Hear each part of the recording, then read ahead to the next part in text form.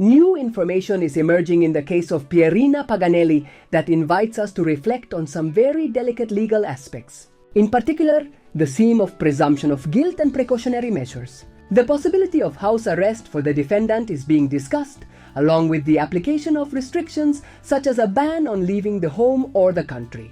However, it must be emphasized that at this stage, the presumption of innocence should prevail. The defendant has not yet been tried and there is no request for a trial. Therefore, considering them guilty before a full trial is risky and unjustified. The precautionary needs, such as the risk of recidivism, seem to have no basis. For example, if the defendant had killed to prevent his wife from discovering his affair, there is no longer any danger of repeating the crime, as the truth is now known by everyone. Moreover, with modern technology, one cannot speak of a flight risk or contamination of evidence, as time has made it difficult for the evidence to deteriorate.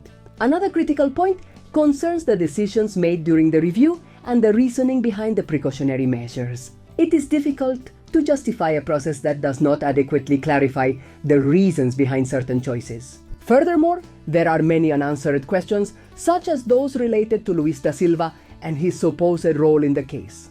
His version of events, such as finding himself randomly in the garage, raises many doubts. Details like these, which seem unconvincing, need further exploration. In summary, we are facing a complex legal situation where the presumption of guilt cannot prevail without an adequate trial and a thorough evaluation of the circumstances. Luis's defense is really too weak and fails to effectively counter the accusation. The lawyers do not seem to do enough to challenge the evidence and raise crucial issues, such as precautionary needs in court. This is a serious mistake because, without adequate defense, it is difficult to achieve fair justice. I wonder if Luis's lawyers are truly aware of the seriousness of the situation and their role in ensuring that the trial is conducted properly. It is concerning to see how the defense seems to lack vigor and fails to do everything possible to bring out the truth. Furthermore, I cannot help but criticize Manuela's behavior, who is described as loyal, but her actions tell a different story. Her loyalty, if it ever existed, seems limited to empty words, while in reality she betrays every fundamental value.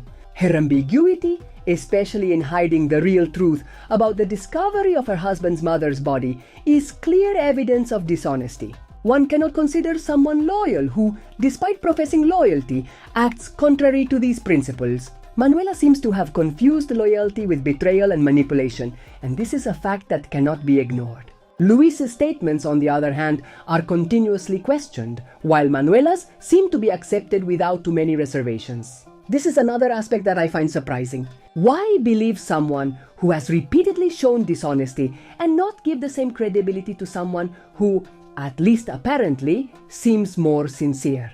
This imbalance in treatment between the two parties is one of the things that annoys me most in this case. In a trial that should be based on truth and justice, it seems that crucial facts are being ignored and too much weight is being given to statements that, in their inconsistency, should not have much credibility.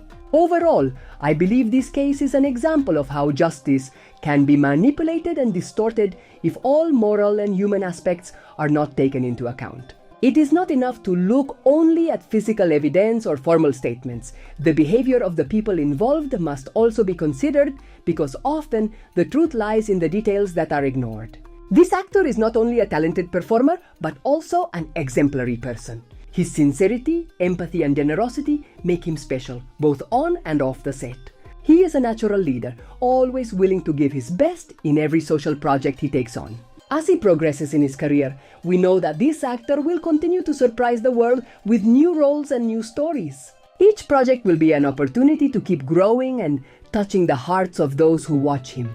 Each project will be an opportunity to keep growing and touching the hearts of those who watch him. And as his art evolves, he continues to be a source of inspiration for all of us. In summary, we are witnessing an actor whose career is destined to continue shining. With every new step, his art is nourished by new experiences, emotions, and of course, his relentless desire to improve. We eagerly await what he will bring us in the future. The situation between Can Yaman and Demet Özdemir is, in my opinion, a clear example of how fame can negatively affect a person's personal and emotional life. In Can's case, it seems that the success and popularity he achieved have worked against him. Although he is a talented actor, the constant media exposure and excesses such as alcohol consumption and partying have begun to dominate his life. Personally, it is sad to see how someone with so much potential can be led into self-destructive behavior. Alcohol and constantly changing partners do not seem to be the solution to the emotional problems he might be going through. Regarding his relationship with Demet, I believe their story is a reflection of the ups and downs that couples often face when one member is not balanced with themselves. Can, despite finding important support in Demet, seems to have made decisions that damage their relationship. His infidelities and erratic behavior not only affected his personal life, but also led to the end of the relationship with Demet. It is clear that Can is struggling with his own demons, and while Demet tried to support him, it seems that the weight of the betrayals was too much for her. What worries me most about Can Yaman's situation is his apparent inability to face his problems in a mature and responsible way. While it is true that fame and the pressures of public life are difficult to handle, I believe that the actor needs a process of self-discovery and personal growth. If he cannot change his behavior, he could not only lose his career, but also his health and well-being. In my opinion, what Can really needs is to distance himself from vices and superficial life, to confront his deep issues, find emotional balance, and maybe, one day, heal what seems broken inside him. In my opinion, what Can really needs is to distance himself from vices and superficial life, to confront his deep issues, find emotional balance, and maybe, one day, heal what seems broken inside him.